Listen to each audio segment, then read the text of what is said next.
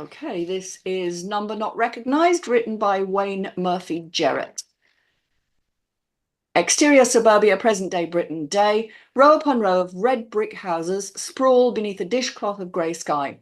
Just another suburban town. A cacophony of phone conversations and dissonant urban voices slowly clarify into a single, discernible phone conversation.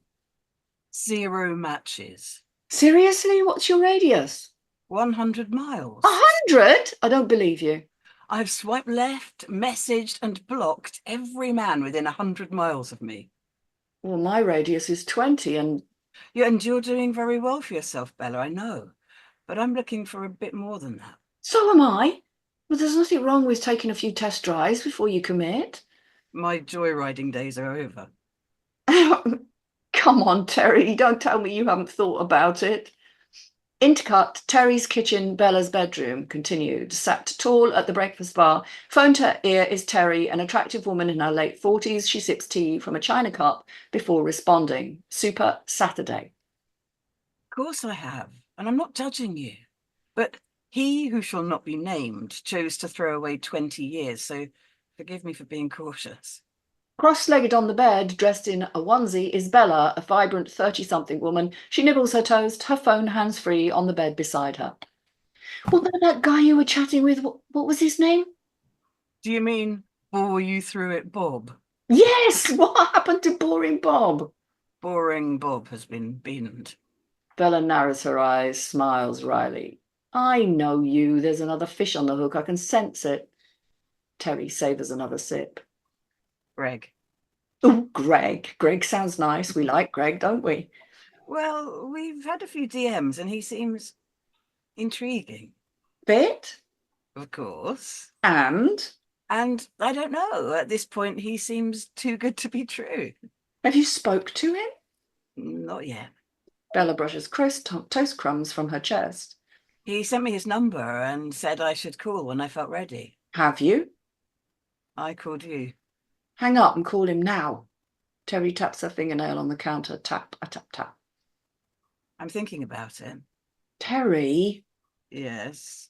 Bella wriggles, sits up straighter. You know, I have work A&E all night next week. I know. No one would swap shifts. I tried. I couldn't find anyone. So? So you'll be alone on your birthday. It doesn't matter.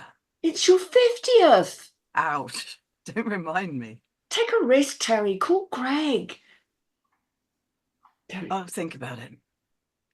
Interior, Terry's kitchen the next day. Terry frowns, taps her fingernail on her smartphone. Rat-a-tap-tap. She picks it up, thumbs the screen, then holds it to her ear. Strange, static crackles, then it rings. Super Sunday. Intercut, Peter's study, Terry's kitchen, continued. Sat by the study window is Peter, a friendly-looking middle-aged man, dressed in a blue button collar shirt. He answers the call. His phone is chrome-banded and chunky. Hello? Peter Blackwood's phone? Greg? No, sorry, you must have the wrong number. Terry scans the phone screen for a moment, returns to the call. No, I don't. Well, there's no Greg here, I'm afraid. You're not off to a great start. I'm not one for practical jokes. Peter leans forward and affects a comforting tone. I'm really sorry. I'm guessing this is the first time you've tried to call this chap Greg. Yes. Hopefully it's just a mistake, but I'm not the man you're looking for. Fine, I should have known. I hope... Terry cuts him off, slaps the phone onto the counter. Intercut, Peter studied Terry's kitchen later. Peter looks out the window. His mobile rings. He answers with a hint of apprehension. Hello? Peter Blackwood's phone? Hi, I'm sorry. I thought I should probably apologise. I think you just did. Yeah, right. Well, sorry to bother you. It's no bother, really. Terry struggles with what to say next. Peter shifts in his chair. Anyway, It's not easy.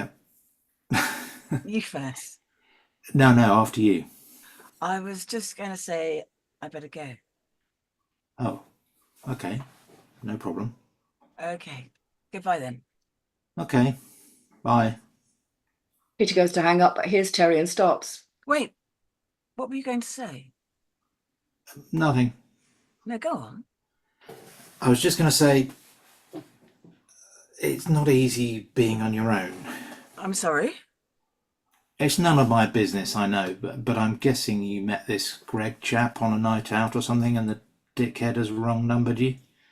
Online, actually. Right, okay, well, like I said, it's none of my business. Just ignore me. I often talk before I think. It's okay. I don't have much of a filter myself. What's your name? Terry. Nice to meet you, Terry. I'm Peter. I know. Peter Blackwood's phone. Yeah, I'm a bit old school. I feel like I've heard your name somewhere before.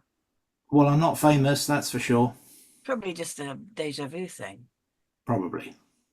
Anyway, I better go. Okay, Bye. bye.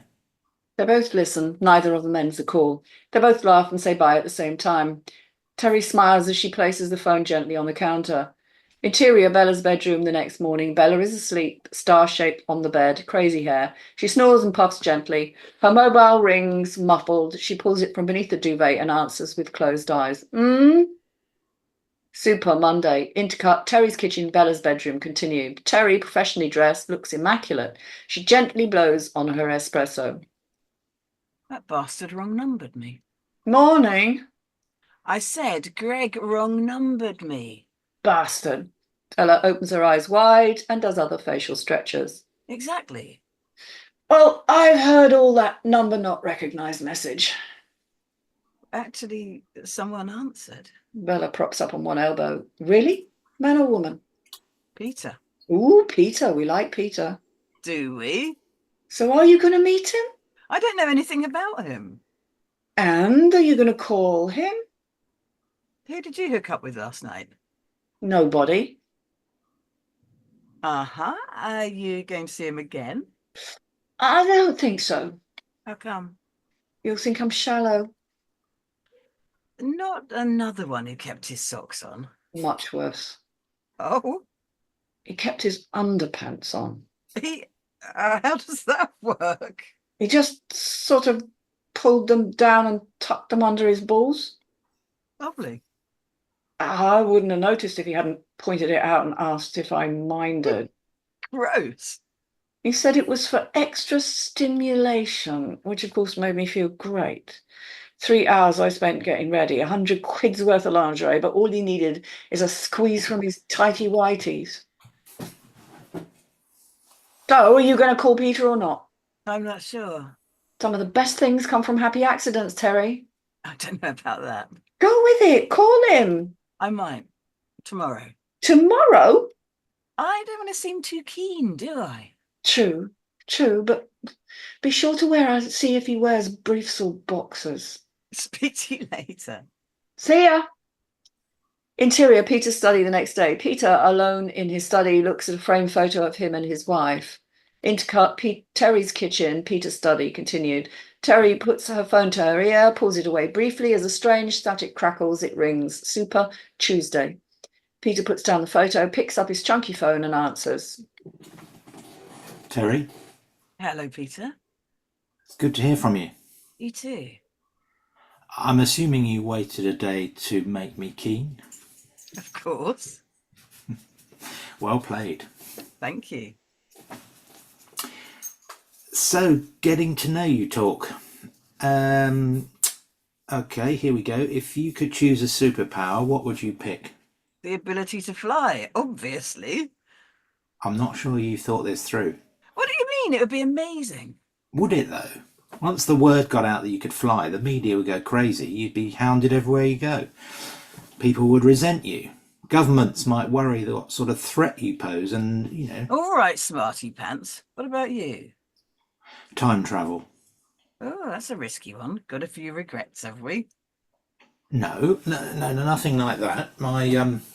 It doesn't matter. I'm sorry. Don't worry. How about this? What does your perfect day look like? A walk in the park. In the sun? It doesn't matter. As long as you have someone to share it with? Yes. Do you have someone? I did. Oh, She died. I'm so sorry. Hey, my turn. What was your most embarrassing moment ever? Good one. Well, there was this No, not that.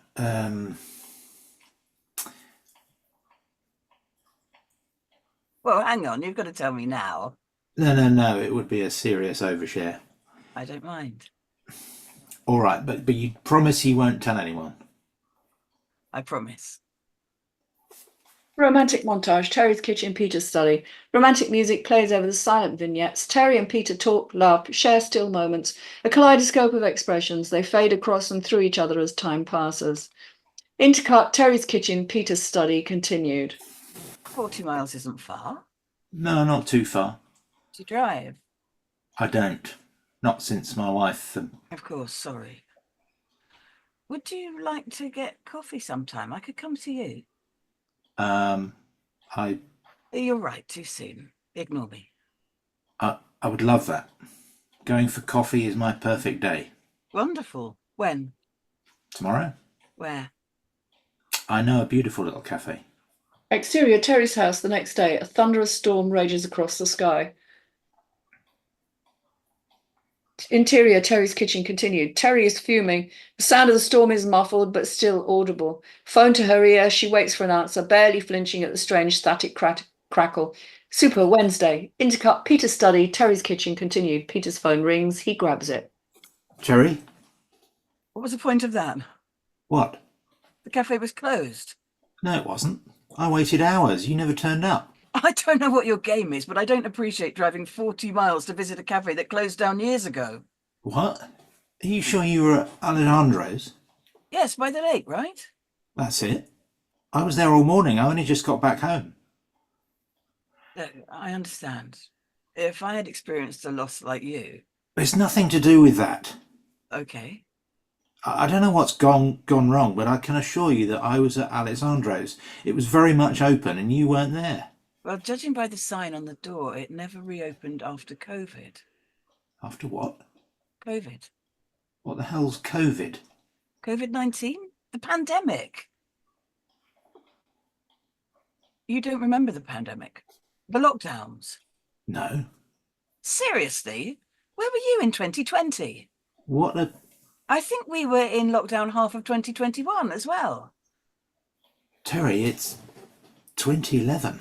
They both flinch at a strange, brief, static crackle on the line. Terry scowls. I've had some bullshit lines before, but this is a new one on me. I'm not going on... Goodbye, Peter. Terry hangs up. Outside, the storm continues. Interior. Bella's bedroom the next day. Bella, dressed in bra and knickers, talks hands-free on the phone as she continues to dress. Maybe he's telling the truth. Intercut. Terry's kitchen. Bella's bedroom continued. Terry juggles the phone, making tea. Super Thursday. Come on, don't be ridiculous. I'm not. I'm just keeping an open mind. You like him, right? I did. So call his bluff. What do you mean? Tell him to meet you tomorrow. But Tomorrow for you. 13 years for him. that's crazy. So? Ella tucks her t-shirt into her jeans, changes her mind and pulls it out. Stop being so uptight. Let go and call him.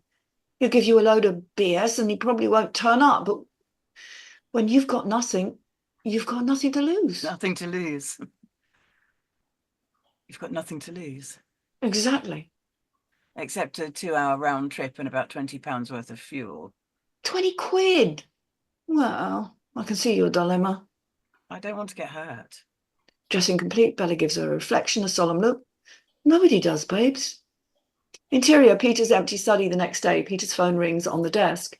Intercut. Terry's kitchen. Peter's study continued. Terry, phone at her ear, doesn't flinch when the strange static crackles. Her phone rings and rings. Super Friday. Peter rushes to the study.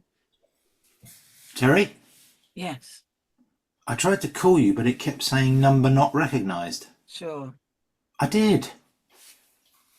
I did change my number last year after the divorce. You see? See what? In my time, your number doesn't exist. A bit convenient though, don't you think? You're the one who got a new number. I don't know. Terry, look, it wasn't easy for me either. I've barely left the house since my wife... Anyway, it took a lot for me to just go outside. And when you weren't there... And I was there. Okay, I believe you. I want to believe you. This time thing, I'm not sure about it either, to be honest, but I don't feel like you're lying to me. I'm not. Do you think I'm lying? I'm not sure. How do you feel about it? I feel like it's true. Yeah, so do I. This is something special. This was meant to happen. Why? I don't know, but I know we should try again. Okay. What date is it for you? September the 7th. Same here. Lucky number 7. So meet me tomorrow, September the 8th, in 13 years. Terry, until you called, I felt like I was in prison. I was ready to give up. I wanted to give up. I will wait, and I will be there, I promise. Okay. Where shall we meet? Outside Alejandro's, of course. I'll bring a flask of coffee and 2 folding chairs. I'll bring cake. I'll see you in 13 years. I will see you tomorrow. Exterior, Terry's house the next day. Heavy rain hammers against the ground, unnaturally loud. Interior, Terry's kitchen continued. Terry is crestfallen. The sound of the rain is muffled but still audible. She picks up a phone and makes a call. Super. Saturday. Intercut, Bella's bedroom, Terry's kitchen continued. Bella is dressing in her nurse's uniform. She answers the phone, throws it on the bed and talks hands-free. He wasn't there. No. Normally I'd say, I'm not surprised, but actually I am. I had a good feeling about it. Me too. I mean, it was obviously complete nonsense, but I don't know. I think I actually... Believed him? Yes. Did you try and call him? What's the point? So what now? Birthday cake for one, I guess. Oh, Terry, I'm sorry. It doesn't matter. What was his name? Why? I'm going to Google the bastard. Oh, no, don't bother. What was his name? Peter Blackwood. That rings a bell. I had the same feeling. Peter Blackwood. Oh, no, that's probably not him. What? What does it say? It says that Peter Blackwood died of COVID during the first lockdown. He made the news because he campaigned against the lockdown. It says he refused to be a prisoner in his own home. I've got to go. What are you going to... I'm sorry, that number is not recognized. Please. Terry cuts it off again. She takes a moment to gather herself, then thumbs very carefully to dial once more. I'm sorry, that number is not recognized. Please check and dial again. The call disconnects itself with a click, followed by an indifferent tone. Terry places the phone down and cries. Outside, the heavy rain continues to fall. Interior, Terry's kitchen the next day. Terry methodically makes a pot of tea for one, pours it in a china cup. Super Sunday. Her phone beeps with a message. She opens it. On the screen is a message from Greg. As she reads it, we hear Greg's voice. Hi, Terry. After you didn't ring, I figured you'd gotten cold feet about calling me. I was gutted, to be honest. So today I thought, oh, what the hell? I'd message you again. Thank God I did. What a complete knob I am. I've just noticed that I typed the wrong number in my last message. The last digit should be 9, not 8. I probably never mentioned it, but I've mild dyscalculia. I think. Dyscalculia. But so I'm struggling with numbers.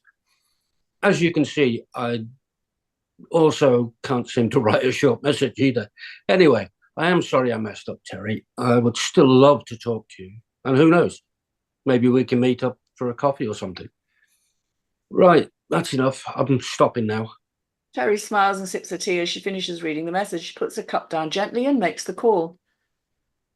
Hello, Greg's phone. Terry is taken aback. She gathers herself. Hi, Greg, it's Terry. Terry? Yay! Sorry about the number thing. Don't worry. I'm sorry you thought I'd changed my mind. I did. I was totally devastated.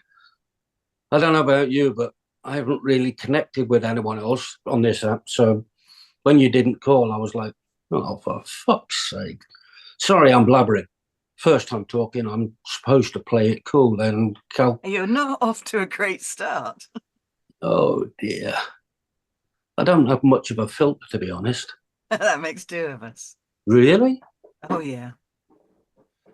So, Greg, if you could choose a superpower, what would you pick? Flying, of course. Me too. Yeah, they'd probably have to keep it. We'd probably have to keep it a secret. Would we? Yeah, of course. Otherwise, we'd be hounded by the media. The media. Exactly. I'm glad you messaged again. Me too. How about this one then? What was your most embarrassing moment ever? What? Other than this call? There was this. No, not that. Well, hang on. You've got to tell me now. Exterior, Terry's house continued. Terry and Greg's phone conversation slowly dissolves into a chorus of conversations and pleasant urban noises. Row upon row of red brick houses sprawl beneath the beautiful azure blue sky, seasoned with bright white cotton wool clouds. And that's the end. Thank you, guys. So, what are our thoughts about this? Let's go to John first. Right. No disrespect at all, Wayne, but this is so old and so tired. It's been done again and again and again. I mean, Keanu Reeves did it in The Lake House. I can name half a dozen films that I've seen it in. But, I mean, yes, you've updated it by now they're on mobile phones. But unfortunately, it's nothing new. And on page 3, where you put Terry taps her fingernails on the counter, you don't need to put the tappity tap tap bit after it. We all know what tapping nails on a worktop counter is. It was enjoyable. There were a few laughs in it, but it's not new, Wayne. It's not new. As I say, no disrespect intended, but it's been done before. Thank you. Okay, thank you. Stewart. Well, interestingly, I came to this reading this cold, so I have no prior knowledge of this script, and I don't know the other films that John. Obviously don't watch as many films as John does. Probably my bad. So yeah, I thought it was quite an interesting idea. I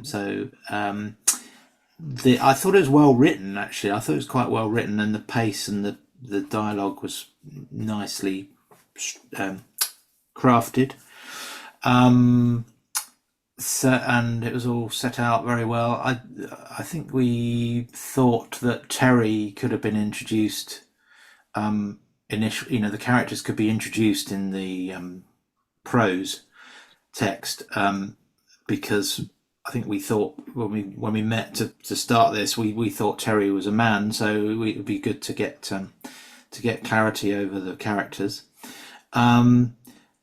I thought overall interesting idea, and obviously the COVID references brings it up to date, and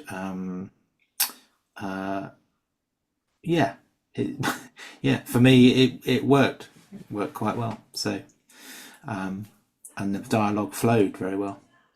So I'll probably have some more comments when I've heard others speak, so I might come back. Okay, thank you. Emma. Yeah. Sorry, I didn't have the chance to read this beforehand. I normally try and make, helpful notes, but I've only just had a few scribbles just then. But I'm wondering whether sometimes it might depend on how involved we were in the reading of it, because actually my experience was quite different from John's, but then I had quite a lot to do in the reading. So maybe we feel more kind of in the world of it if we're actually reading a character. I don't know, but I don't know those films either. And I had a little kind of slightly chilling moment when I realized that they're in a different time, when they both turned up at Alejandro's and had completely different experiences. So, or the same experience of waiting, but, different times and an open and a shut place. And I think there is something quite moving about that whole thing about putting yourself out there and, kind of sort of daring to kind of open your heart to somebody, and I think that there is something, and the friendship between the two women I liked. I mean, I didn't really know who they were. They seemed to be different ages. I wondered if they were sisters. Poor old Bella is constantly having to sort of listen and offer advice and things. Yeah, I think I sort of felt quite warmly towards it. I think that, you know, you've got largely a good ear for dialogue, because there wasn't much that I sort of thought, oh, that feels clunky or anything like that. I think, you know, it's yeah, it's interesting, and interesting how we repeat ourselves with different people. That was quite a nice little observation. I think, you know, we spoke beforehand about sort of what the image of the town, which bookends it, and I think in a way that kind of everybody's going through these things and having to, you know, risk heartbreak in these most boring sometimes of environments. I quite liked that, you know, that there's another day, there's another conversation between some different people. I wonder, is it film? Now this is curious, because you chose just a 10-year gap in the time travel, and you know, I hadn't first of all realized why the clunkiness of the phone was important, but then obviously technology moves on and I see that. Would there be anything else that we would know visually that the time was different, that would give it away? Because I kept thinking that this would make good radio, but I mean, it's too short probably for most radio, but it could be any length, I guess. But no, I think, yeah, it'd be interesting to see how you could subtly show that difference visually.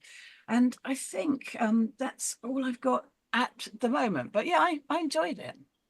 Perfect, thank you. Okay, so I echo what Stewart said, insofar as we were talking about character, introduction of characters, and you have Bella and Terry introduced after they start speaking, and we need to know who they are before they start speaking, even if they're not on screen.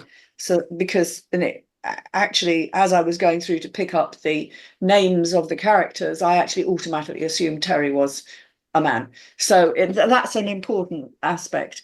I thought perhaps there was a little bit too much character direction. You broke up some of the dialogue with direction and didn't really need it in places. You could have just got away with a beat or something, and let the actors do their own bit there, because they will know how to build in the responses and everything.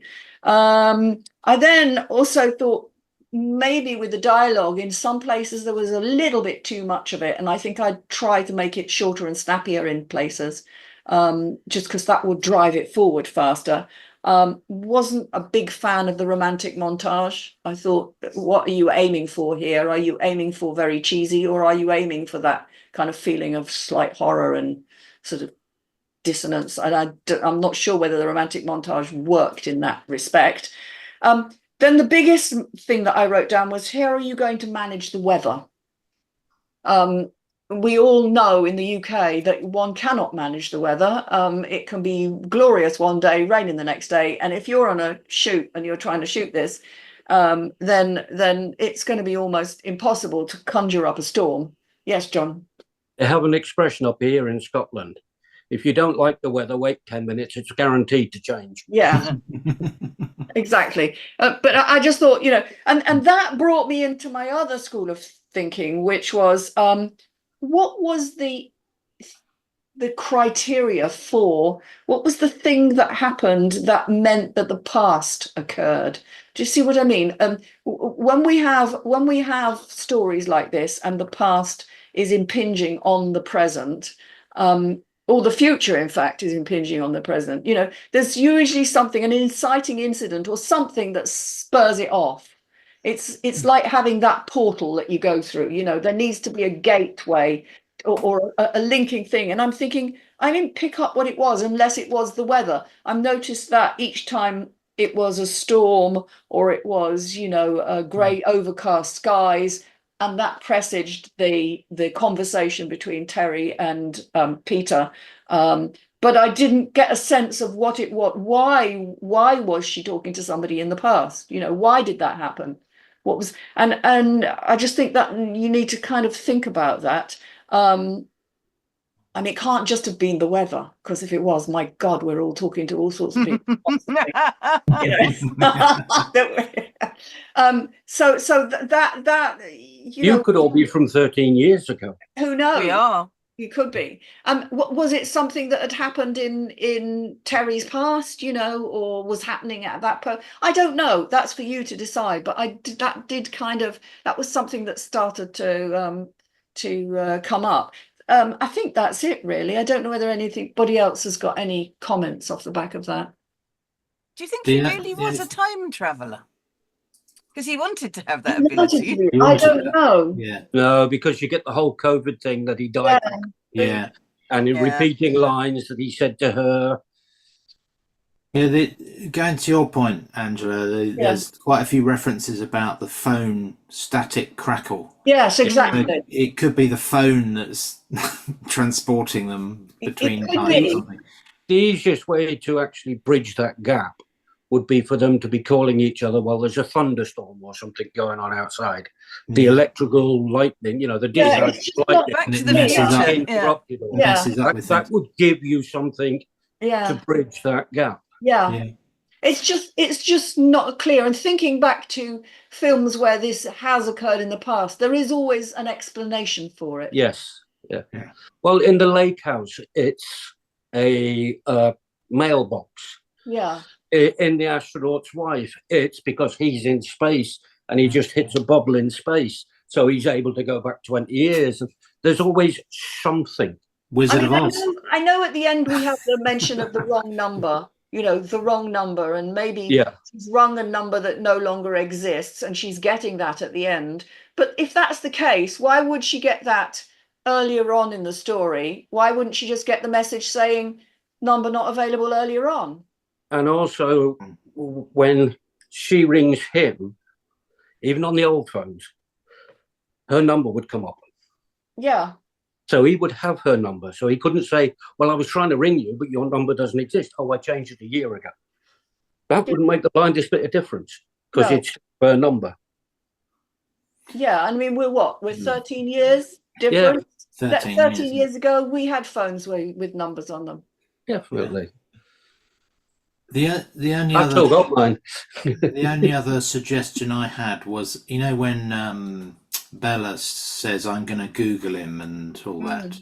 I'm just wondering, visually, if this is going to be a film or TV, whether you could have a bit in the script saying she searches on screen and gets his picture up. You could have like his obituary or something coming up. Yeah. Because in the script, it's like telling the audience rather than showing the audience. You see what I mean? It's kind of that was just a little point.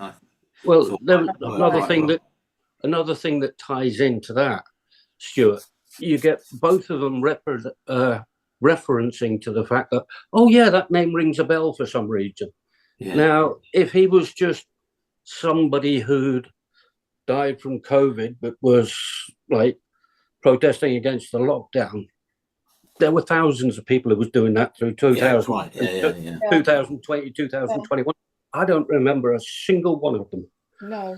And none of the names would ring a bell. So I think that's quite a big step to try and make. Yeah. Just personally. The other thing that I've thought of, suddenly thought of, I've got the first page up here. And that is which is what we talked about at the start before we actually started reading, was that you've got a conversation entirely off screen and you've just got a row upon row of red brick houses, and that's it basically. And yes, you've got noise, you've got phone calls and urban noises and etc.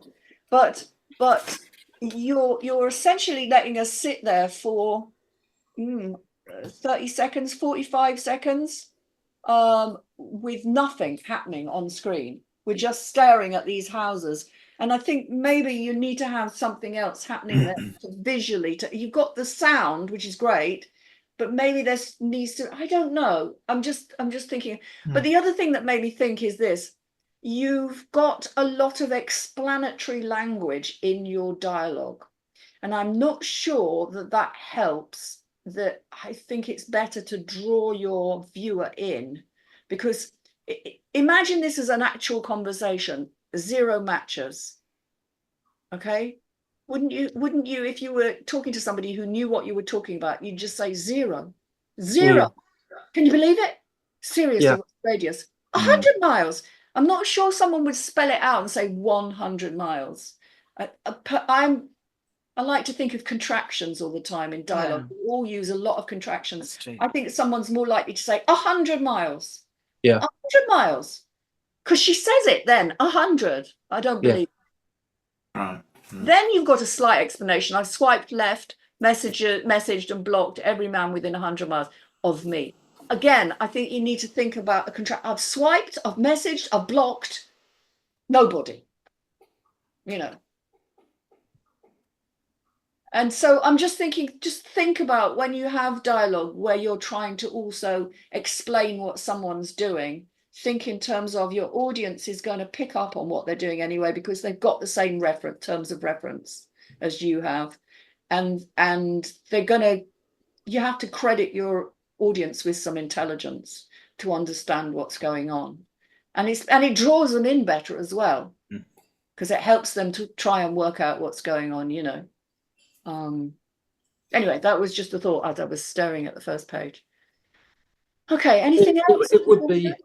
It would be good when you've got, you know, hundreds of conversations going on, and you're looking at a red brick, you know, the face of the front of the building. Sorry, if you were to be gradually zooming in on, I was wondering that. Zoom in onto the window, and then suddenly you've got this woman sat at the counter, and it's terrible. And that's when you can start the conversation. You could have, by all means, have Bella off screen. You know, if she's got it on speakerphone or something like that. But that would be a good way to do it. Would be to zoom in on a particular window. Then you could start the conversation because you can physically see the characters. But like Angela said, you know, to have a minute of conversation with just the front of a red brick building, it does nothing. It doesn't draw you into the subject. All of us, when we hear somebody on the phone, we like to see who's talking. This is why things like Zoom, like we're on now, is so popular, because people like to see who they're talking to. I think you have to be very careful about it. I mean, I've actually written something very recently where I do that, where I stay in a church as they're then going up a church tower. And it's a kind of Wes Anderson thing, isn't it? Insofar as you've got it in front of you and you're just kind of staring at it while something goes on, you know. I think you just have to carefully manage it. It can work. It can work. You just have to carefully be sure of what you're showing, really, and what else is going on, and what are we meant to get from it. Are we meant to get that if this is a very boring place and it's just nothing much happens? I don't know. Anyway, there we are. Thank you, guys. Thank you. Yes, well done. And thanks, Wayne, for sending it to us. Yes, thank you. Thank you, Wayne.